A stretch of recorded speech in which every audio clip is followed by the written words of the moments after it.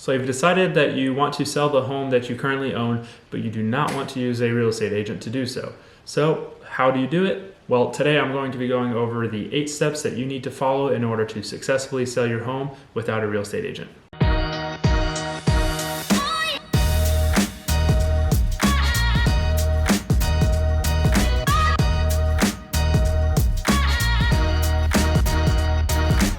Hey y'all, welcome to my channel. If you're brand new here, my name is Brock.Bremmer and I'm a licensed real estate agent here in San Antonio, Texas. Go ahead and hit that like button and do not forget to subscribe so that you can see any of my future videos. I'm here to share my knowledge and journey as a real estate agent. So let's dive into why you're here, which is how do you sell your home without a real estate agent? Well, the first step that you're going to need to do in order to sell your home is to do your market research to find a proper value of your home. Now, this is essential because you want to get top dollar for your home and make sure that you get every penny that you can when you're selling. So you're going to be spending some time and you're going to do all of the extensive research to pull all of the comparable homes in your local area so that you can determine a value for your home.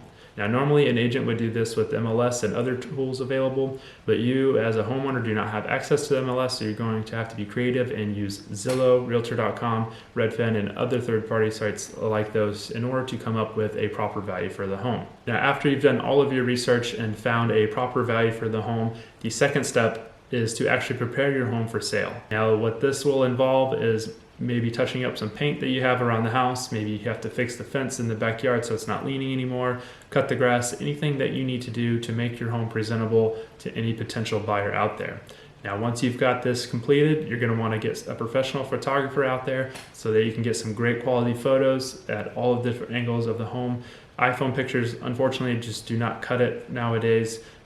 You definitely want to get someone who is a professional and does real estate photography specifically to get some good quality photos so that your home looks the best online when you're out there looking for buyers. Once you've got all the pictures, you are ready to put it up for sale. You're going to want to go to all of those third-party sites such as Zillow, Redfin, Realtor.com, whichever sites that you find out there that you would like to use, and you're actually going to want to create a listing. You're going to want to upload all of these photos that you have had taken of the property, create a unique description for your property, and put it up there and start accepting any showing requests.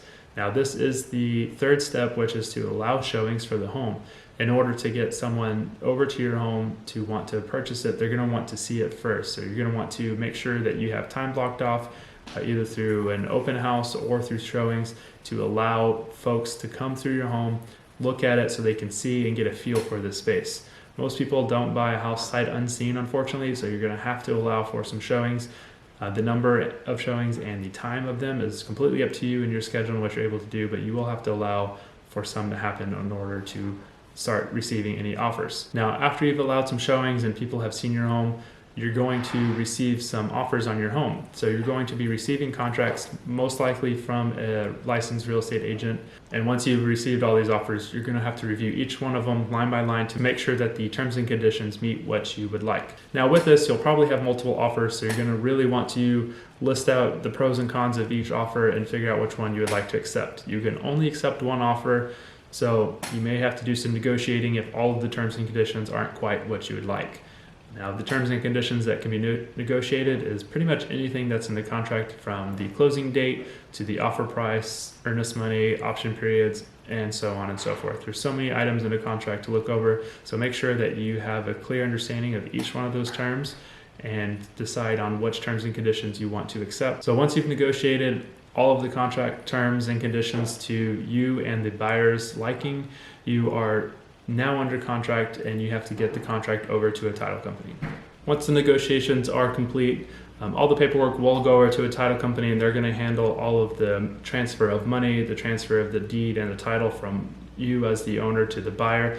So you'll have to be in constant communication with the title company in order to make sure all the proper documentation that they need is provided and make sure everything is moving smoothly. Now, during this time, while you're under escrow, buyers are most likely going to have an inspector come through. So you're going to have to allow some time for an inspector to come through and look at the property to write their report.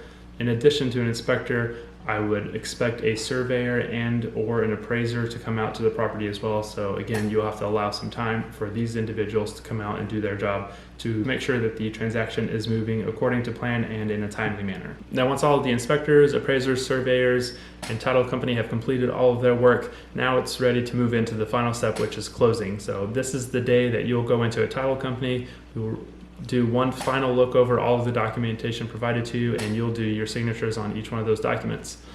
Now, once you've signed, the buyers will be able to sign, and then the transfer of ownership has been completed. So therefore, you have sold the home on your own, and you are ready to move into your brand new home that awaits you. So there you have it. You've sold your home in 8 simple steps, and you are no longer the owner of that property. If you found any value out of this video, go ahead and drop a comment. Or if you haven't already, go ahead and like and subscribe to this video so that you will be notified anytime I post another video. I'm here to share my knowledge and information with you guys and my journey as a real estate agent. Thanks again for tuning in, and I hope you all have a wonderful day.